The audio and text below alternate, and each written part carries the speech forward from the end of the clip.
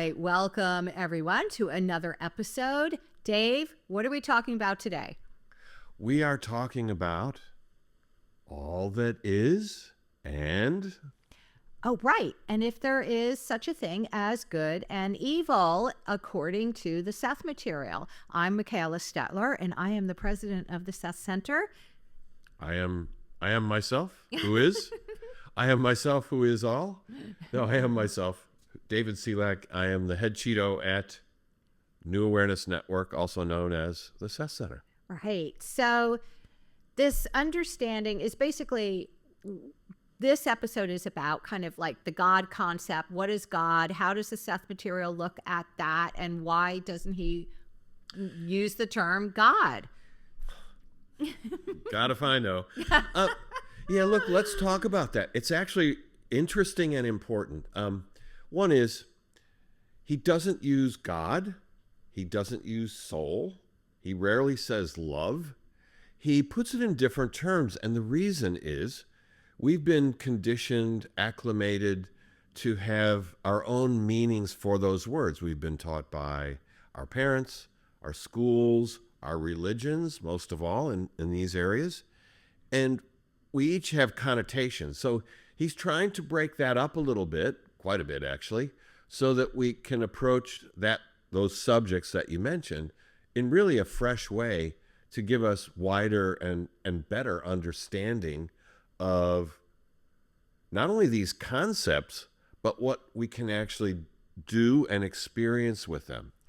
Right. So when we look at the understanding concept, whatever, of that you might call God, there's some things that are really distinct and specific in the Seth material about this. So the term that is used is all that is. And what that means or refers to is the ultimate source, creative consciousness, energy behind everything, every plane of existence, every dimension of reality, all times, all places, future, past, what has emerged, what hasn't yet emerged.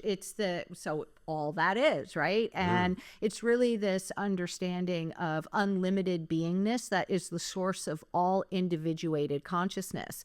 And one of the things that for me is really specific about the Seth material is that, like, God is not some, big father in the sky or Allah in the sky that is outside of us. We are an expression, a divine spark of this all that is. We can't be separate from the source that creates us. So everything, there is no outside, there is no other than all that is. Everything emerges from that. And that's kind of mind-bending. Like, you can't almost even wrap your head around that. I know. You are God stuff. Everyone in this room on this planet is God stuff. So is my mug. Your mug is made of God stuff. There is nothing that isn't. Right. Like molecules, tiny stuff. It's all part of all that is.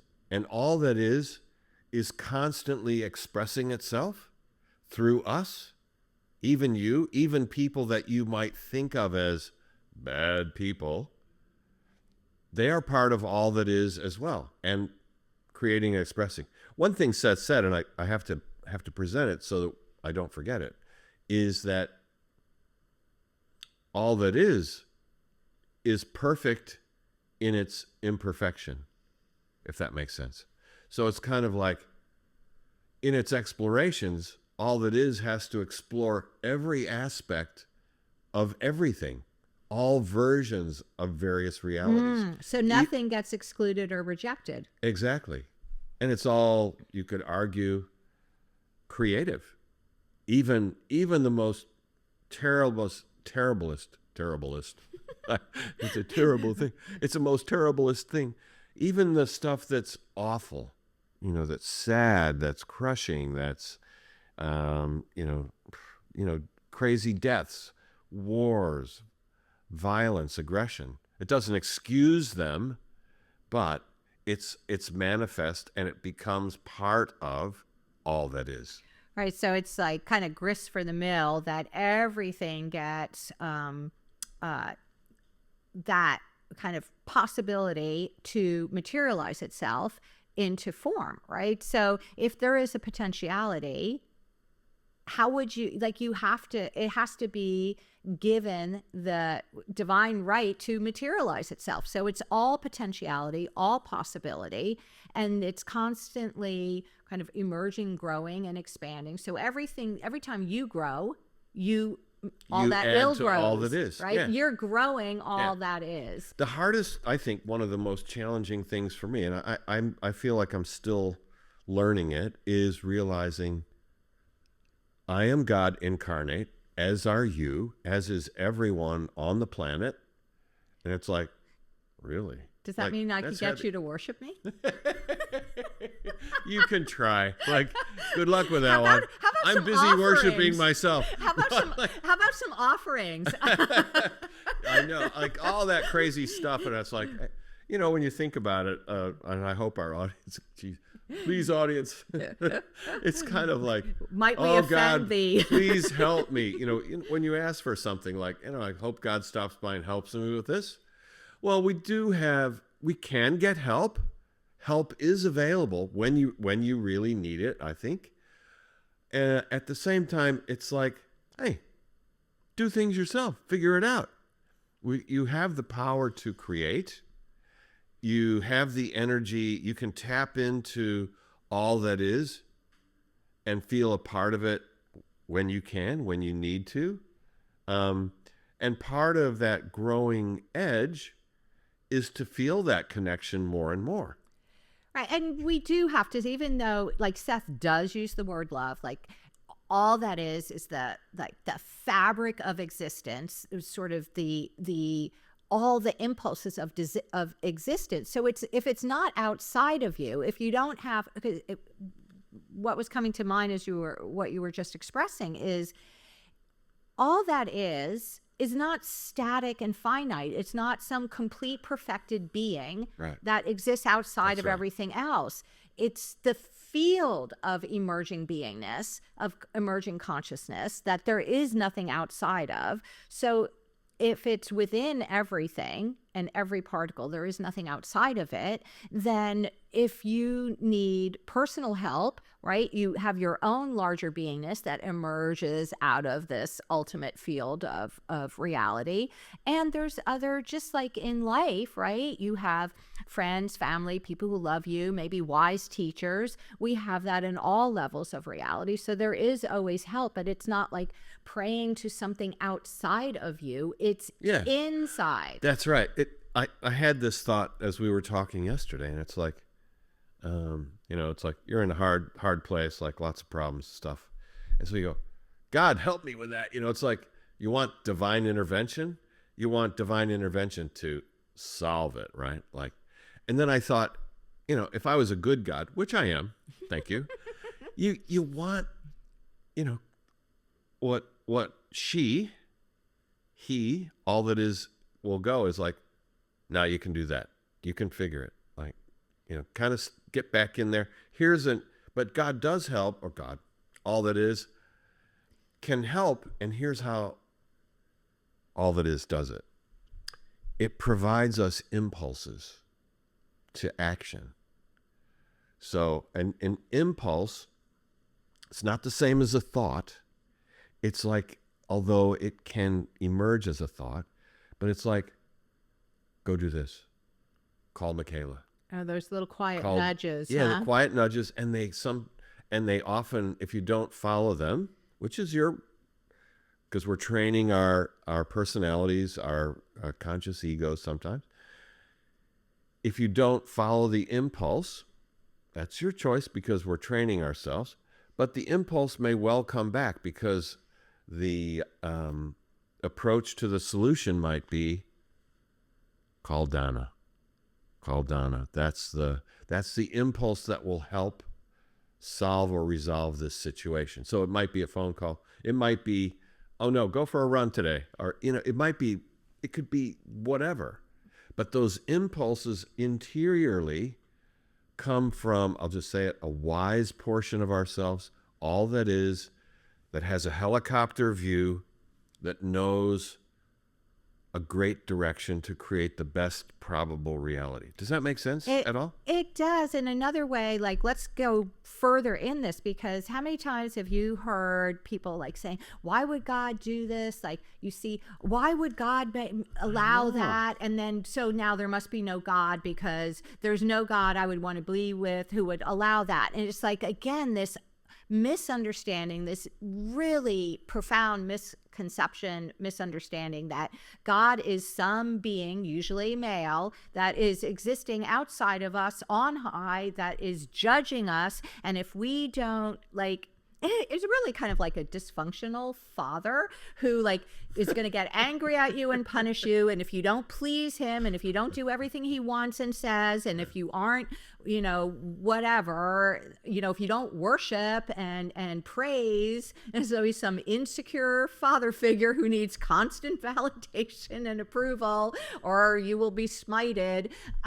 It's like, okay, no, this is a human construction and a projection. First of all, it's not outside of you. Second, there is no judgment. There is only loving acceptance, and the whole substrate of inner reality and reality is it's a growth medium. It is, And it's supportive too, it's right? supportive. Like constantly. It's constantly supporting for the best fulfillment with total free will to choose, because how would you learn Absolutely. if you don't have, if it's like destiny and fated and you don't have any choices? How would you become a sovereign being? Because That's right. How would you learn if you don't have if you're not allowed to have the experience? right, if you can't, you know, if you can only go right, you can't go left, how do you know that there's right? How are you developing your abilities? So this, oh gosh, what was the thought I was just having? It was something along those lines of Oh, I know what it was. all right, How come Mom didn't intervene? Sorry, that was mean. well, it was something again about, oh, right. So with the free will is that, again, we are sparks of all that is. We are individuated, right? Sparks of all that is. So we have all the attributes of source. So a way that many people might understand this is like, think of you've heard of fractals, the fractal nature of the universe, right? It's like, it's self-similarity. So we have the same creative power in us that all that is has, right? That is, it's in us. When did you come to that? Just kidding. So all of that, true. right? All of the ability to create, because any concept of God or divinity is creating a universe, creating reality, right? So that is the love and creativity are actually the true nature of existence. Well, and Seth said, and I know you've heard this, the self is not limited. And he said it in another way too, which is there are no limitations to the self. And that edges towards that concept. So, you know, if you know, listeners and people viewing this are going, whoa, where are these guys coming from? You are God. You are, Seth used a term, and it's been used before. You may have heard it. We are mini gods in training. You know, we're starting to come into awareness that, and I feel like this, that I'm creating my entire reality. Everything from the weather, you know, you take the weather with you. Seth did not say that. I think it was Crowded House or Jimmy Buffett in the cover. But that's true too. Like you take the weather with you. Seth might have said that, you know. I think he inspired Crowded House and Jimmy Buffett. But the idea is that we're creating all of this every day, every moment. And I had an epiphany some time ago that I'd like to share, and it was, you know, I kind of got that. Yeah, my beliefs and ideas and all that kind of stuff. And then I, you know, because I enjoy the material so much, and I read it from time to time or listen to it, I reread it and something hit me like a ton of bricks. Well, two things. One, you create reality from the inside out. That hit me. I had to reread that and understand it. The other thing that he said was, and this was a killer, I want your take on this. Okay. We actually project out everything, meaning the plant, the seashell, the painting. So you're looking at this painting, right? This one of, looks like ancient sculptures. And then I'm looking at the same painting. According to Seth, Two different paintings. ones, because Absolutely, because you're projecting outward, all these things that make up a painting. And then back and forth with telepathy, we have a pretty close agreement on that this painting looks like it's green there, it's orange there, right? But they're two different paintings. And that blew me away. Well, What's your view on all this? It was like I accepted this when I read it, because there was something in me that knew, okay, right, because I think in one of the other episodes I said this is like a holographic universe, right? The holograms weren't in a concept really when Jane was first alive talking about it. Otherwise, he might have used that terminology. So it's like a projection system, and then we have specialized senses that give us a material experience of it. So we're each forming our own. But I actually had a direct experience of this one time, because I'm always a person, like I'm always trying to expand and hone my inner senses. Like, okay, how much more can I do? Can I get them more strong, agile, flexible, open, right? And I'd heard this and I knew it intuitively to be true, but I didn't have any kind of direct experience of seeing like, oh, I'm actually forming the room that I'm in. And it was that was a trip. So it was during the pandemic, and for me, my experience of the pandemic was not like maybe many others, because I did it as one long massive spiritual growth retreat, and so I was doing lots and lots of practices and meditation. So I was just kind of propped up in my bed. I don't do like meditation formally. I'll lounge around and meditate in a lounging position. So I'm lounging, and I don't even know if I had necessarily been reading anything about the Seth material. I can't remember what prompted it. And I wasn't asleep, right? And I kind of opened my eyes because I was trying to change my reality. That's what it was. I was trying to change my reality. I wanted to create a better personal experience of like lifestyle reality for myself. And I literally witnessed how from my own inner self, it was taking like the subatomic field and shaping it into the walls of my room, the bedspread, the bed, the floor. And I was like, oh my God. This is what he's been saying.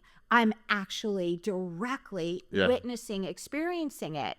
Now, when you would think, like, when I say this, it's like almost a little bit of embarrassment, because like, all right, if you've already had that experience, if you've directly verified for yourself that this is true, then how on earth could I still be creating anything unwanted? I'm like, why is that still happening?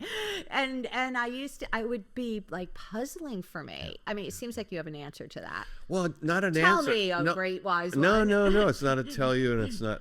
No, it's just because we create our reality with beliefs, these thoughts. We can find ourselves with a not so hot so reality. Not bad, but not that great either. Like looking at things, things kind of suck out there. We can actually replace that with another probability, which we then project out. Like everything is good. Everything is amazing. Everything has love as a component of it. Rather than, it's all accidental. Oh, it all came from shit. Like, like there's just real average kind of projection. Like even on a gray, cloudy day, it's like there's great beauty in a day like that. But most people would go, I know you want to say something. Yeah. But at any rate, so to become aware that we're actually projecting everything out from ourselves, that's a big jump. And that's why Seth didn't go there with all that is immediately, because I don't think people just Wouldn't be able to buy into that well, one. you know, and What as do you you're think? explaining this, here's what I'm realizing is that, okay, just because you have an out of body experience, just because you have a revelatory experience, just because you have, like for me, the direct witnessing of how it is being materialized from the inside out, does not give you a get out of the learning of physical reality card free. Like, I still have to Yeah. Oh yeah. get good at the intentional use of my thought, emotion, belief, and imagination. Exactly. And like if I still am holding a limiting construct, it doesn't just instantly evaporate just because I know that I'm generating my experience. I still have to change that construct. Yeah, yeah, I'm totally with you. I know, and I felt that too. It's not like, oh, oh, good for me. I figured this out. Like, Well, like it is good for it's you. yeah, It it is is, but good because now you have an anchor frame of reference yeah, that is different from how the conditioning is on the planet. that's right. So it's not it's like you kind of need it's not a one recipe dish. You've this reality Well, creation and business. it's also you realize how conditioned we have been. Like I realized, and I did this with a colleague at the time. We looked at each other and went, I can't believe how wrong I really was about so much, which is true. And it's actually it's great. And is it humbling? Yeah, it's a bit humbling because you walk around, well, I know how to do stuff, and I'm this, I'm that. And then you And still have go, an experience oh, fuck, you really? didn't want. I didn't really know shit, did I? Like, so it's kind of like With a perpetual teenager. Yeah, I know everything, He's and a then you learner, realize Bod. I know nothing. So what I would say is having these understandings and having them not as an intellectual concept, it does give me much greater faith and much greater confidence. And then I know, okay, it's okay. You're still learning. You're still growing. You will Yeah. get better and better at this.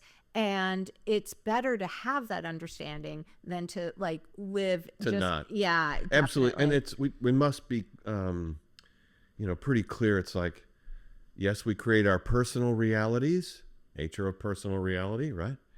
But we also co-create. Like, Right. by the way, we seem to be here with other people and like Yeah, on the planet. not just here on, So on my there's a own. co-creation going on. Right. But even within that, like we've talked about, you create a safe universe. So you can have a universe where there's all kinds of stuff going on, and you can have Your reality. your is safe. reality within that's a Right. safe one, for Right. example. So let's circle back. So we have established kind of like all that is the ultimate creative source of everything and all potentiality, and it's constantly growing and expanding. We are not separate. All that is, we're from it, in it. It is our source, and we have all the attributes of that kind of creativity. Yeah, okay. So this idea of like, well, how would, does then that kind of neutralize, well, how would God allow this? Because, well, you have the free will and you're creating your experience and learning from it individually and en masse. So what about the thing? There's so much in even places I would be surprised about, like good and evil. Is there such a thing as a force of evil? Is there evil in the universe? What is evil? What is this whole thing about that? How much time do I have? Not much. 28 minutes. Okay. No. Let's get a start. It's a fascinating topic. There's a lot that can be said about it, both good and bad. But good and evil from Seth, he said evil in greater terms does not exist. Are there unconstructive and what you might term, using you, might term evil acts? Yes. Are there things that are just awful? People dying, people being murdered, people being killed, wars, people starving, people, having no place to live, not having enough to eat, not having clothes on their back. Absolutely. All this is existent. There's no denial of that. And that's why Seth says, you can call something evil. Usually, in most cases, he said there are some exceptions. people are attempting to get to an end, but the means are not worthy of the ends. Mm. Mm. So the So ends never justify the means if they're ends that are creating harm or destruction so or the violence. means mead. The ends drink mead. Yeah. No, the ends. At the end, we all drink mead. We all drink mead. Well, we will. I'll buy you a mead tonight. So will that be my offering? So the means that you need that you use need to be worthy of the ends that you're trying to achieve. So it's like, oh, you're trying to make a perfect world. Oh, well, all we need to do is take out the bad people. Let's kill them all. No. Like, obviously that's too simple. That's being a bit crass as well. No, if we're trying to get the planet to work cooperatively together to have peace on Earth, we can't just say, oh, no, see all these bad people? Let's take them out. Right. So Seth said there is never any justification for violence or murder. No, that's ever. right. And he also said that this good and evil and the idea that there's an actual force in the universe for evil. Let's break that down a little bit. So this is, according to Seth, gross misunderstanding and ignorance and a false dual polarity. That there is, first of all, how could there be a force for evil if there's nothing outside of all that is? It's like, okay, there's all that is, but then somewhere, somehow, place else, we have this force for evil. Yeah, we got these devils over here, Like, where did they came from? The angels over there, and there's like this giant battle going on. Yeah, no. It's just like, it's so not there. He said it's not like that at all. Well, yeah, these are distortions. Yeah. Look, at a period in quotes, time, those were helpful in understanding things at that time, using time in the usual terms. He said those almost cartoon character kinds of examples are really not useful now at all. That we've outgrown them. We really need new paradigms, new ways of looking at this. And in my opinion, that's part of the reason why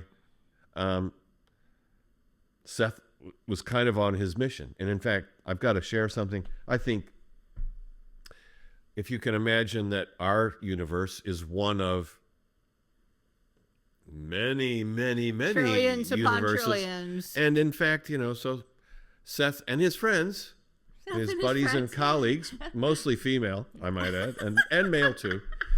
They're kind of going. They're beyond gender, Dave. So Seth has maybe 200 universes that he looks after. This is my fantasy, and it's like, yes. Let's make this clear. This is Dave's fantasy. And one of Seth's supervisors goes, "Hey, Seth, have you noticed what's going down on Earth?"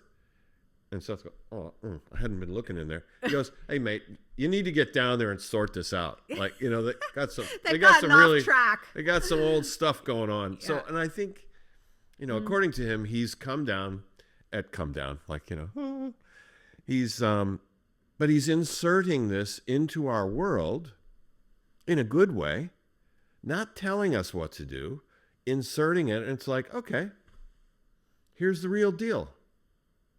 No good and evil. It's all good. You want to make a decision on good or bad. That's maybe not that great. But then it's up to you to act on this so that, like a good teacher, here's the stuff. Right. Now do something with it. Right. So again, it's misunderstandings and a lot of like what drives what we would think evil behavior. You talked about, the ends don't justify the means. They have to be the means of getting somewhere has to be worthy of what you're trying to get to. They have to be good means. So what is underneath a lot of that is these really poor quality constructs, beliefs, ideas about reality and about yourself and about human nature.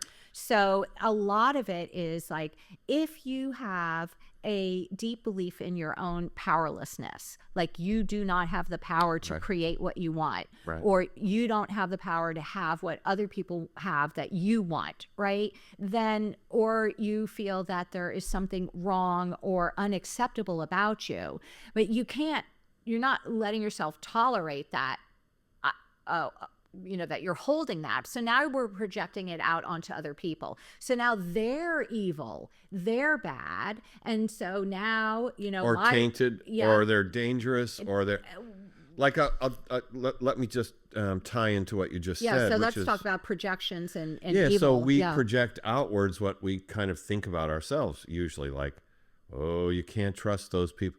Those people, they'll say anything to get my business, to get me to buy something. Like, so, like, and because we have that distrust of others. Well, it actually starts with a distrust of self. Oh, thank you. Sorry, jumped in there. Put some more words in my mouth. Go ahead. Well, stop putting thoughts in my head. You're sending me a telepathic message. I'm just vocalizing it. I know, but you read it before I can even say it. So sorry. No, it's okay. It's hilarious, actually. We do this all the time. And but we meet what we project, right? Exactly. You don't trust yourself. That's what people will be untrustworthy. Exactly. And they'll do they took advantage of me. Yeah, it's because you thought they would. Like, I mean, this is really basic, but kind of happen. You trust people, they do the right thing. And it's amazing how you trust yourself, and you attract trustworthy people, or you get the awareness, the impulse, the intuition that there's something off, and you take an action. So good and bad. I know we're straying a little bit, but the topic is pretty cool, and it's like, George Benson, greatest love of all. It's happening to me. And really, was that George Benson? Yeah, the greatest love of all. Did he write that? Because yes, he did. I thought that was Dolly Parton and made most famous by Whitney Houston. Anyway, fact check. Let that be. I'm going to stay with George Benson. Okay. You can have Dolly Parton on your side. She's okay. Like, I think she did okay in her life. Okay, we won't have arguments about that. But Make your point. Yeah, so like if you are the creator, what you are is good. You're creating your reality. You enjoy experiencing love. You like to be loved by people. You like to express your own love. The greatest love of all is inside of you. Part of that process is learning to love yourself, even the not perfect part, the whatever that might be. I can't think of anything right now, but I mean, we're not perfect. We're growing, we're developing. But then as that experience develops inside of ourselves, it's my experience as I'm working in this area, it's like my ability to express that to other people is enhanced, and it enhances my own experience. But that idea that I can love myself is huge. It's massive, because it creates not only caring for oneself, but it means caring for others and allowing that expression to go throughout our experience.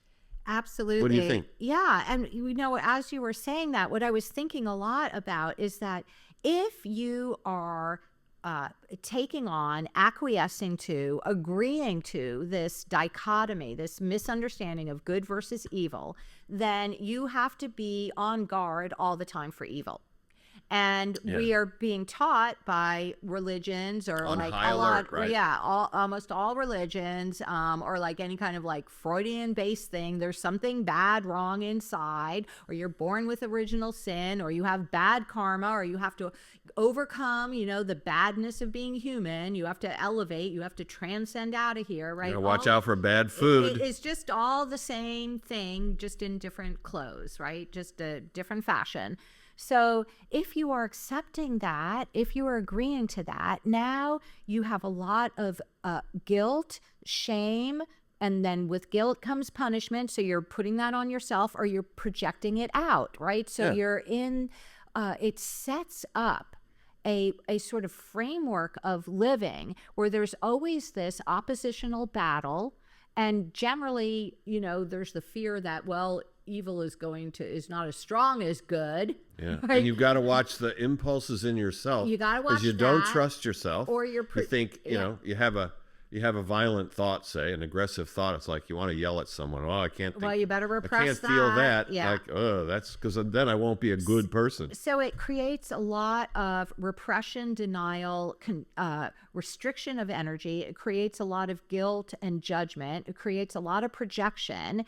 And then out of all of that, it can very easily lead to like destructive, harmful behavior, either on others or on yourself. So this is part of, to me, why I would recommend, like, if you want to get more into this, we're not teaching this like a college course. You can actually just dive into the materials for yourself and really look at, okay, how does Seth explain this? Like, there's several of the books where he really does go pretty deeply into not only the nature of like all that is, but into this misunderstanding about good and evil and what the harm that believing in that it really generates. So I'm thinking of, definitely he does talk about it in Seth Speaks. He does talk a lot about it in The Nature of Personal Reality. Yeah. Also in The Individual and the Nature of Mass Events. It's in there quite a bit. The Way Towards Health. There's a lot in there. A lot. It's actually, I love how he writes. And I've often wondered, like, why does he write this way? Because he sprinkles stuff all over the place. And it's like, is it coherent? Absolutely. But all these various things that we've been talking about, it's like, spice. Sprinkled here, spit there, more there. Oh, you've learned that? Yeah, we'll put some, advanced stuff over there. Well, because it's done in a sort of more spherical way where all things are getting, like, laying in new ways of understanding yourself, culture, reality, meaning of life, all of that. So it's kind of not in a linear way. No. It's in a very there's no topic way. like, the next 3 chapters are about good and evil and all that is concept. First we'll do this, then we'll do that. And here's the learning modules and, demonstrate how you can use these. And it's like, no, it's not written that way. It's like, it's like a holistic curriculum. Yeah, it's irrational. It really is. I wouldn't call it irrational. No, let's call it extra rational, non-rational. Super rational. It's supra. Like it kind of is. Rational. It kind of is. It's like, I'm suspect about all this. Like, what? I'm thinking there's a reason for everything, which there is. Yeah. Oh gosh. He did it purposefully. If there's a reason for everything, right? Yeah. So we're back to, the concept of all that is creative source of everything, gives us the power to create, learn how to create with skill and intention and, on purpose, as opposed to by accident. Wait, accident? Ooh. What? There are no accidents.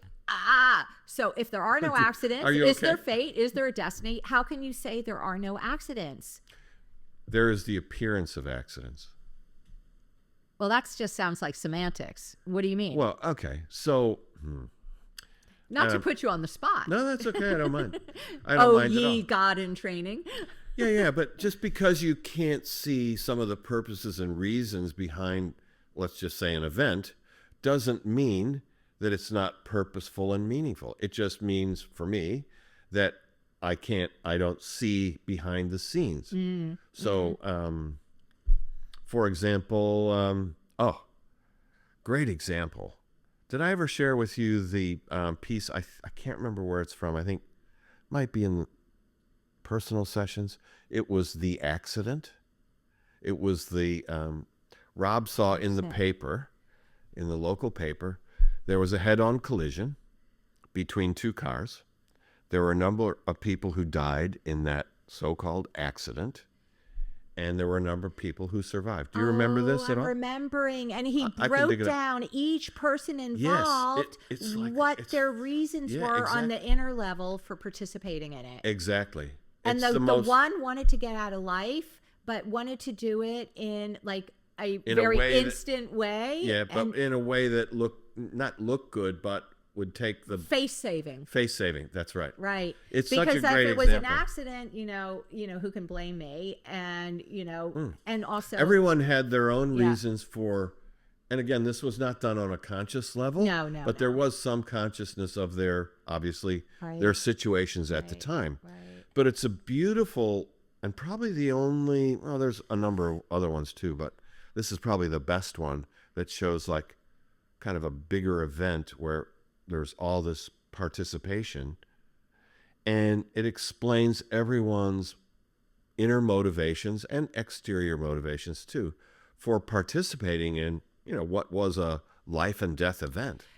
So that participating in, so there's something in us, in anyone, all of us, that has to agree to participate, and for your like an own acquiescence. purposes. Yeah, there's a willingness to participate in it, or the choice, I am not willing to participate, and then you have a different experience. That's right. Remember our discussion about probabilities. Right. All probabilities will be explored, and so that on the face of it, and it was tragic event. A number of people died. A number of people survived, including the driver, by the way, who went on to have to face his situation in life and reflect on that and live with that and grow from that even.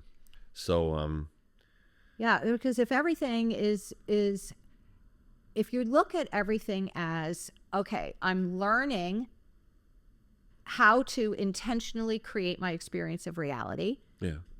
I'm learning how to manage the energy, the creative energy of thought, emotion, imagination, that these have electromagnetic realities, that they will, when they build up a certain level of concentration of energy, pitch of intensity, it will become a physicalized. Yeah, it manifests. Definitely. Well, I think on that note, we're probably ready to wrap up. I mean, these are deep subjects. We will continue to explore things, and we do have intentions for things that we are wanting to create in our first season. I hope this has been thought-provoking for everybody, and I hope that you will feel inspired to take on this dream incubation, or you can even do it in meditation. Yeah. There is no substitute for the direct experience. So please, these kinds of things you literally cannot understand just through intellect alone. You have to use your inner senses and have a direct experience. Yeah. So I think on that, we'll wrap it for today. Thanks. Dave, thank you so much was for so this cool. conversation. Yeah. It's been very interesting. Yeah, it's always fun. All right. Bye, Thank everybody. you. Bye. For deeper perspectives on reality, manifestation, consciousness, and personal and collective evolution, follow us on Instagram, Facebook, LinkedIn, and YouTube at Seth Center. We share quotes, clips, insights, and fresh angles on all the big questions, all rooted in the Seth material and designed to support your growth from the inside out.